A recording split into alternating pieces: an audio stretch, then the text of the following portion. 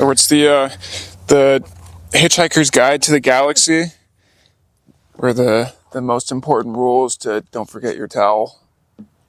Really? Yeah, you've never watched this? I've watched it. It's just I watched it when it was in theaters, and I was 10. That's not the right setting. Watching it now would be much different, I'm sure. Oh, I'm sure. Yeah, that's your homework for this week, is watch Hitchhiker's Guide to the Galaxy. We'll do it too, and we'll come back and talk about it. And we'll talk about it. Yeah. Oh my goodness gracious, Leroy. Where did you come from? I'm Caleb. I'm Hannah. Maybe. And this is Think Outside the Coop. Think Outside the Coop. Today, we're talking about a subject that I would assume everyone knows quite a bit about, especially in these days and times, of having a feeling of who you ought to be or what you ought to do, and it conflicting with who you want to be or want to do or what you want to do. So today we're talking about expectations and how that can lead you to some dark places that don't have your best interest in mind, and how hard it can be to pull yourself out of that cycle. So expectations. So we look forward to chatting with you guys today, and let's get on with it. Ooh, let's get on with it. Cue music. Cue the intro.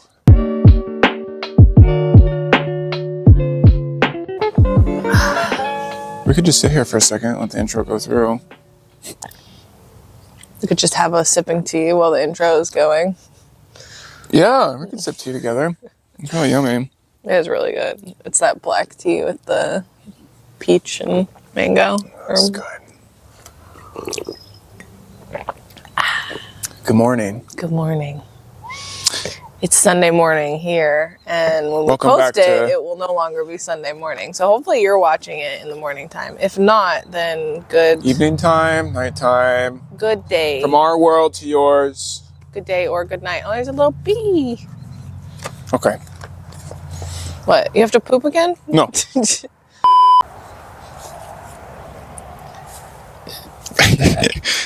Nice and easy.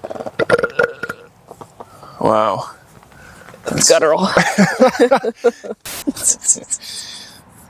Here we are. Expectations. Oh, man. Expectations. It's everybody places their own on themselves, on oneself. And expectations can really ruin somebody. I think we've both battled expectations a lot in recent times together. Well, We've been able to kind of help each other heal and get out of expectations that we've placed on each other for a long time. expectations come from within at some point, but they started from without at one point as well. And I feel like a lot of the expectations I've had for my life weren't anything I wanted for myself. In fact, a lot of them were in disservice to who I wanted to be and what I wanted to do with my life. But those expectations that other people had of me made me feel like I wasn't allowed to pursue those goals in the way that I wanted to. That it was somehow selfish or wrong to want something for myself. Whose goals were they? Well, that's right. That's the problem. They weren't my own. Right. Whose were they? Your mother's? I was going to say, do you want me to? I don't know that we should maybe go into that much specific. I think having depth is where we're here. This is why we're here. We want to have this podcast to dig deep.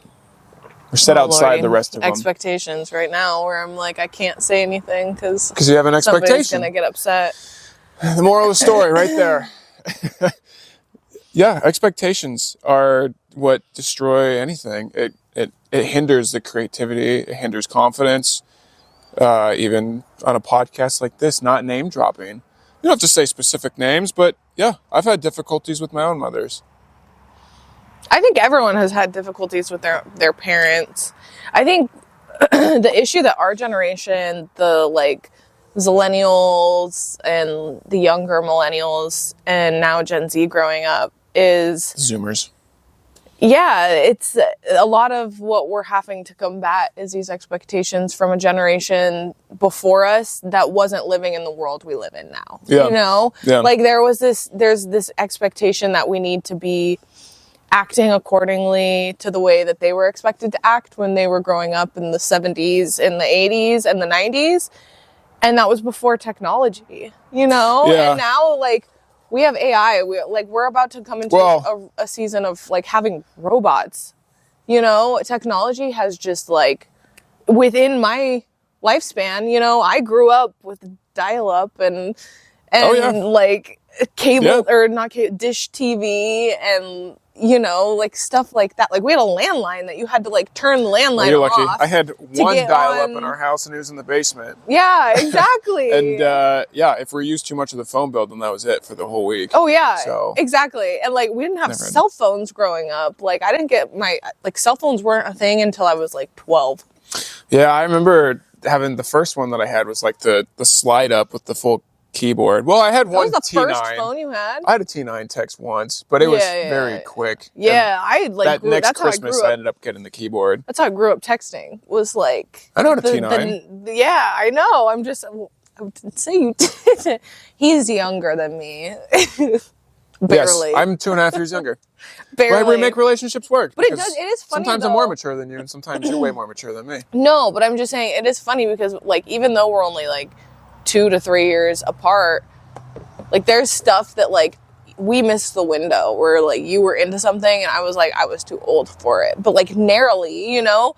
And so it's funny just seeing how within a few years things can change, and how like putting those same expectations of having the same kind of trajectory for growth that they did back in the 80s and 90s when we're in a completely different and more stressful environment. If we dig back the next generation before that, you know, are the parents growing up in 70s, 80s, like my parents. Mm-hmm. Your parents were a bit older, having you. Mm-hmm. So it's kind of harder to well, even still in that same category, our grandparents, you know, how were they raised?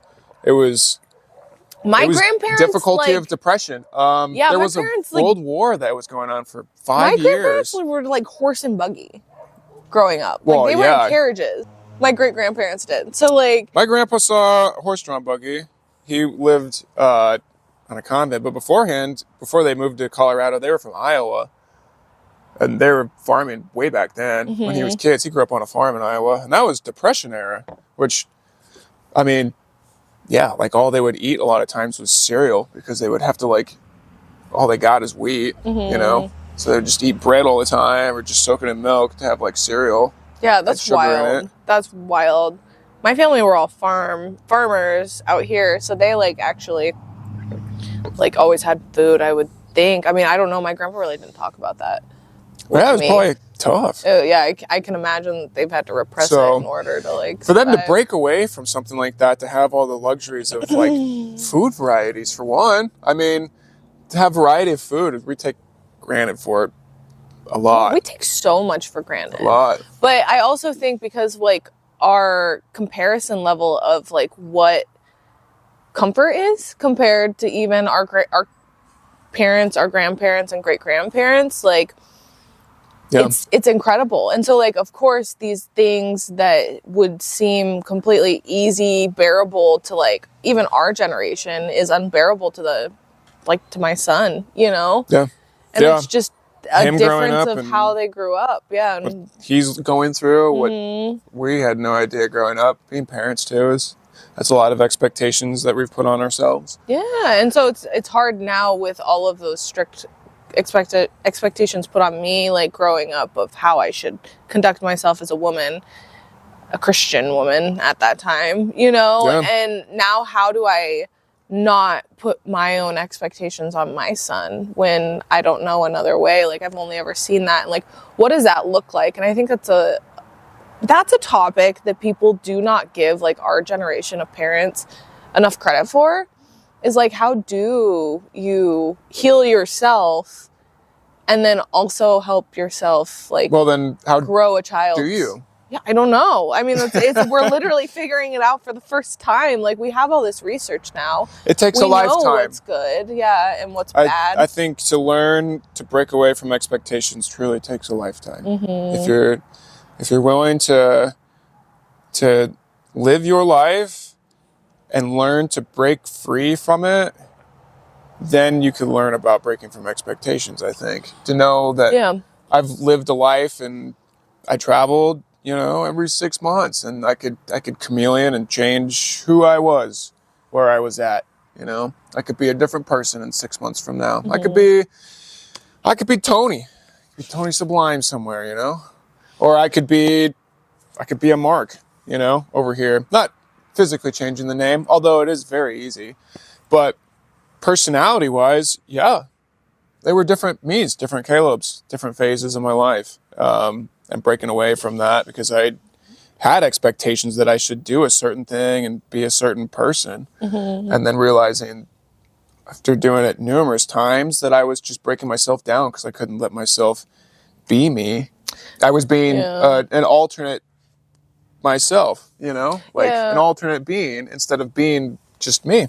Yeah, and that's what growing up is about, right? It's like to learn, like, who am I? The first 25 to 26 years of life, I feel like 27 really cements it, and I think you would agree with that. Like, the Saturn returning, it really cements, I think. Yeah, this is the worst year of my life. Who I am. But this is also the best year of my life, absolutely. It's formative. And when you're going through formative phases, pivotal phases, as you would say. Oh, pivotal. Yeah, I love that word. He's like, for weeks, was like talking about pivoting and pivotal times, and then like he manifested it. Should we have a word of the week? You caused the pivotal stage for sure. That was a self-fulfilling prophecy, but you get something stuck in your head, and you make it happen. It's really impressive. But man, I have the willpower. I will. If I want something, I'm going to make it happen. Damn it. Should we do a word of the week? Yeah, this could be like Sesame Street. That's a little asterisk on the side. Think outside the coop. This is our like Sesame Street corner. Word of the week. I don't know any of the songs. I was going to start singing one of them, but I was like, man, I was not a Sesame Street kid at all. That's okay. Well, I was not a PBS kid. We can clip some. I was like a Disney Nickelodeon kid. I was a vagabond. Yeah, you had cable. I had PBS. I was a PBS kid. I was a vagabond. I grew up watching Disney Channel. That's why I turned out this way. Me and Miley. So, yeah, breaking away from expectations, I think it takes a lifetime. And I think it's important to realize, like, a good expectation I put on myself was being a provider, knowing that I'm a man. You take it too far, though. I'm a male. I'm supposed to, I'm with a partner now. And as my duty, my, like, long ancestral history from as far back as my memory could even think we would go, I'm supposed to provide for others. And that's just a responsibility I carry on myself. And it's important to have that. Yeah, because I should be protecting where it's needed. Absolutely. I can provide a lot of protection and shelter and care. But because of that, I put expectations on myself that I have to financially make an X amount of money a month. I have to physically be at a certain physique to perform and be able to be protective. Emotionally, I had to be stable, or just more stable, or if I had no emotion. Raw emotions, to get rid of them. And that's been the worst part, really, is accepting that I need to feel what I feel. Yeah, that's definitely an expectation, I think, that's put on men that really stops the connection between men and women. Because women, I mean, men think that women, and a lot of times are taught that women don't want to hear their emotions. You know, when you're a kid and you start crying and, like, your dad's like, don't cry, boys don't cry. To the other side of the coin, women are told that men shouldn't be that vulnerable. Sure. Men should be strong and not have to have any fucking issues. And a lot of women who aren't secure in themselves or don't know themselves or their own emotions well enough, they do find that threatening when a man is emotional, because it threatens their protection in their mind. They're vulnerable now. Yeah, but that's something that I've always felt strong, like, as myself. So I always wanted to find vulnerability. in my partners. And I think you showed me a lot of how to be I've learned to be more vulnerable having yeah. 3 mothers growing up. So, yeah, a little bit. I mean, there's times where you really didn't, and I had to pull it out of you. But I think we had that amount of trust. Yeah, it takes trust with a relationship. Yeah, absolutely. Dive deep. Mm-hmm. Get deep with it. Yeah, that's right. Get deep with it. Ooh. Ooh. This video might turn into somewhere else. No, it will not. This is YouTube. Yes, ma'am. As society it kind of takes a toll as well. Like in society, I'm supposed to be into certain things. I'm supposed to have a social media presence, apparently. I guess that's the new hype. I don't know. Yeah. What's the new things called? Weird. He's not on social media. The click clocks or TikToks, whatever they're called. There's no way you thought it was called click clocks, you goober. He's like, I'm so out of it that I don't even know what TikTok is. To expect that I have a certain amount of hours put into social media is tough too. I'm not the easiest at wanting to be on social media. No, you kind of like that, like you can go off the grid whenever you want and kind of like have your privacy, which I think, honestly, I think more people should do that more often. When I was pregnant, I completely so those of you who don't know me, I was pregnant in high school. And so she's a mom. I'm mom. It's a boy. He's 12. But I was pregnant, and to save my peace, I literally got rid of my Facebook. And then when I did come back to Facebook, I had erased all of the people that I didn't feel safe with. So pretty much it took me 10 years. I think it was my 10-year reunion that I started adding people back from high school. Really? Yeah, when we first met. Yeah, it took me until we went to my 10-year reunion that I felt comfortable enough to start connecting with those people again, because I didn't know who was on my side and I needed to lock in, right? I took that shit seriously. I was about to be a mom, and I had no time for other people's bullshit, and I knew there was going to be a lot of it, and I had so much support, so I just chose to kind of turtle in and go into my community. Don't let others' expectations fulfill your mind. Yeah, absolutely. I was very, very strong in that growing up, but I think I had a really close relationship with my parents. I felt really safe with them. And I think after my divorce is when I stopped feeling safe with my family, and that's when my faith, thank God, I started questioning everything, and I was just I don't know who to trust, and that's when things got hard, because I didn't have anyone or anything, at that point. Yeah. So then feel like you've been blocked out of everything. Mm-hmm. Yeah. Yeah, I think that's the only reason I got depressed, because I had such a strong social structure, and then my divorce, my ex-husband took all that from me, I was the bad person in that situation. I lost the church community, and then that makes you question God too, because of course that's all wrapped in because everyone else here in this establishment, in this church, believes what I'm fighting against. Mm-hmm. So then you feel like you're pinned away from it. Yeah, you're the outsider, the outcast. Yeah, I finally excommunicated. I think I finally reached a position where I feel comfortable with the church again, but it's in a completely different, more detached way. The communal setting is what's important. Yeah, there. It's not what's being preached. It's not what's being preached. In fact, I think even churches not having preachers and just being ministers and pastors or whatever else you want to call them, I think it's better we actually don't have that. Yeah. Why don't we do group things together? Yeah, more group. And that growing up in a church that did all of that, I feel I grew up with a pastor who did everything right. And it was really him retiring, he did the right thing for himself. He went more boots on the ground and started a soup kitchen for people, which I that's the kind of pastor I was raised with, Yeah. And then to go from that and just be wow, I can't find a single other leader that is good like that, Yeah. In this community. I never had that circumstance. In fact, it was even way heavily on the other side, because my uncle was a pastor of the church that I was growing up going to when I was way younger. So it's authority figure. Well, everywhere. that, and it was family, so I couldn't you couldn't escape it.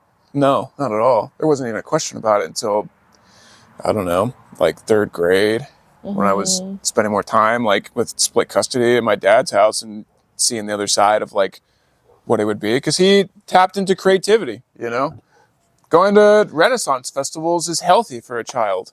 Like, let them explore, have creativity, go camping, bring them outside, go touch grass. It's important too. I'm touching grass right now. And I'm touching grass with my bare feet. Wow. And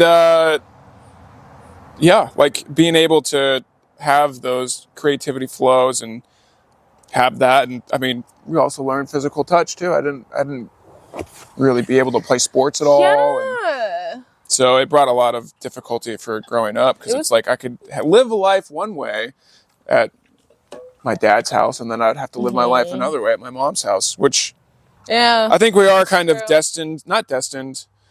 I think we set ourselves up to live our parents' traumas. Also, we like continuously rinse and repeat our own histories within our lives. I relived my childhood numerous times now. And just in like different circumstances with different people, but the same sometimes even dynamic. something simple. Yeah, man, it's crazy to kind of like, because same, but it was always my mom, which is kind of interesting to me. Sure. That like I've always like had to relive that relationship. I don't know. It's hard to say. I feel like a little bit of both, because my dad was very avoidant and my mom was very like, the opposite way, I guess, like very involved. And so overly involved. So then your dad was almost kind of pushed out. Right. Well, I think he chose that. He worked himself to... She chose to take on the extra responsibility, which like gave me a secure place. But then it's like once I got older, that was just became more of like doing it for her kind of thing, which isn't...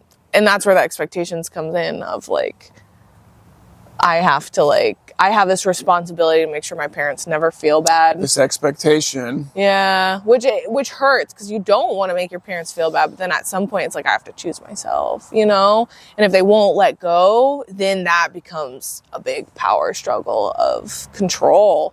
They want to control you. And I think that's why a lot of like kids are icing their parents out right now, is that like... So expectations, if it's not held up to a certain standard, you feel crushed or defeated. You're like, oh shit, I wanted to paint today and I never got to it, and it wasn't as great as I thought it was going to be. I let myself down. So that is a great way for a small expectation that will weigh you down. Next time you have to paint, you're like, I have to better myself, or I have to do something else. So how do you make something better? Well, you control variables. So then you control, like, okay, I'm going to take this amount of time out of my day and I'm going to force myself to paint. And now you're forcing something onto yourself. You're controlling what should be something organic, something natural, and you're making expectation. Yeah, you're making something forced. And I think that's where expectations on relationships become a huge problem, is because you want a sense of control, because you put expectations on what it should be rather than letting it be organic. Yeah. Just being what it is. Especially something like creativity, like that really needs to come from the heart and the soul. But so much, I think, of that expectation of like, whatever I create needs to be perfect. And then if you like, you're learning something new, you're having a hard time of it. It's like, I can't create anything. I suck at this. And you really like detract from the hard work that really leads. I mean, that hard work of learning something new leads to transformation in so many ways. Like, it's not just like I've gotten good at art now. It's like I've transformed as a person because I have the confidence that I was really bad at this thing, and now look at what I'm doing. It's maybe not like Van Gogh, but it's fine. Van Gogh didn't wake up Van Gogh. Well, I mean, he was named Van Gogh, but he wasn't Van Gogh.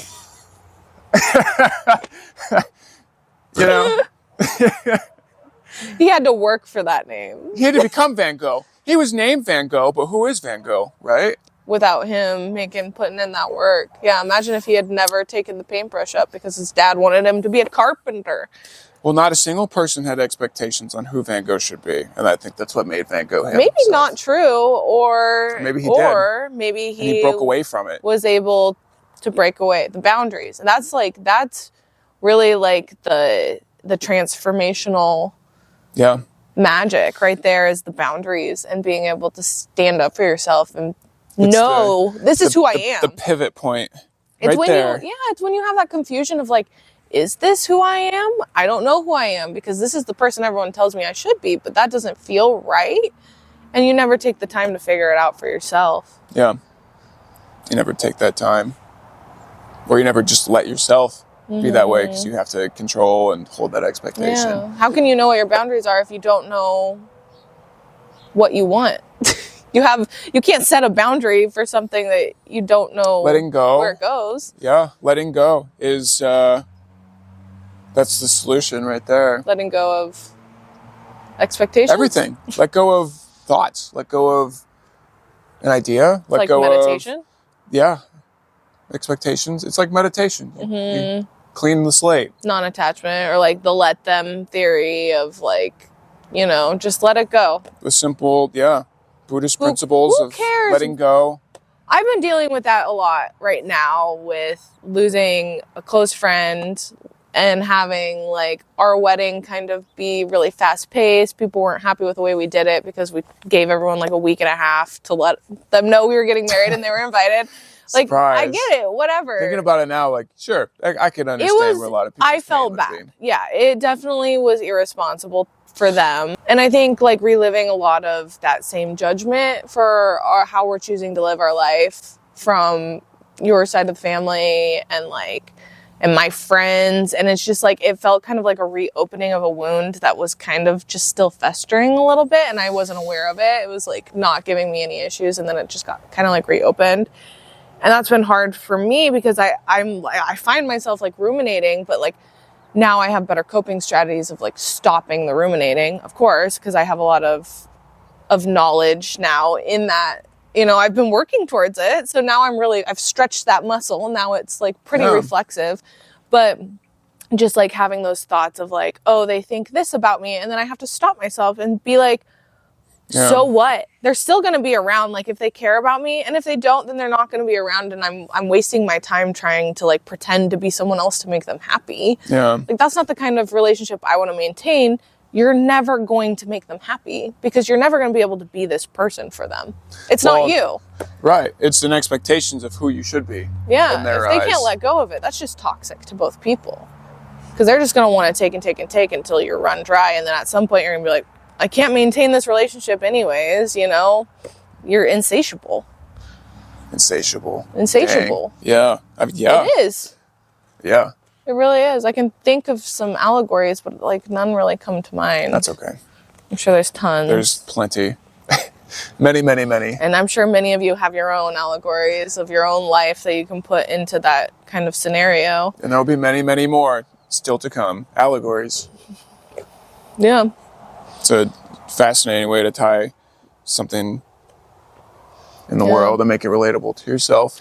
Yeah. That's why, like, Jesus used it. All of the old, like, mythology used it. Stories now. Jesus was big on allegories. Yeah. Stories now. Greek mythology was big. Even Buddha. Buddhism. Yeah. Buddha, Gandhi used to use them. So, yeah, it's, like, for good reason, obviously, because it helps, Martin like, Luther contextualize an idea. Yeah. Bob Marley. Bob Ross. I mean, happy little trees. They are just happy little accidents, There is no... Life is a little happy little accident. And that's like, I think that's something that I want to end this episode on is, when you let go of those expectations, you let those little happy accidents happen. And then it happens and you can go, oh, I can see the good in that now because I wasn't looking at how it isn't the thing I wanted it to be. Uh-huh. And when you get this good little gift and like, it's like, oh my gosh, I got a watermelon. Or no, I wanted a watermelon, but I got a lemon. And like, man, I'm really disappointed. But maybe just a little extra work in that lemon, I have this bowl of sugar over here. I could make some lemonade. And now this lemon is so much better.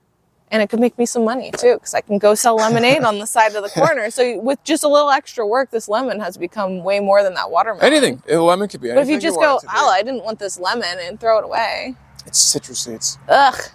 But if you're like, hey, I got bitter. it, but I don't have a watermelon, but I do have this lemon. And I can do something with this lemon. and make something of it. I've got this life. And that's transformation. That's alchemy.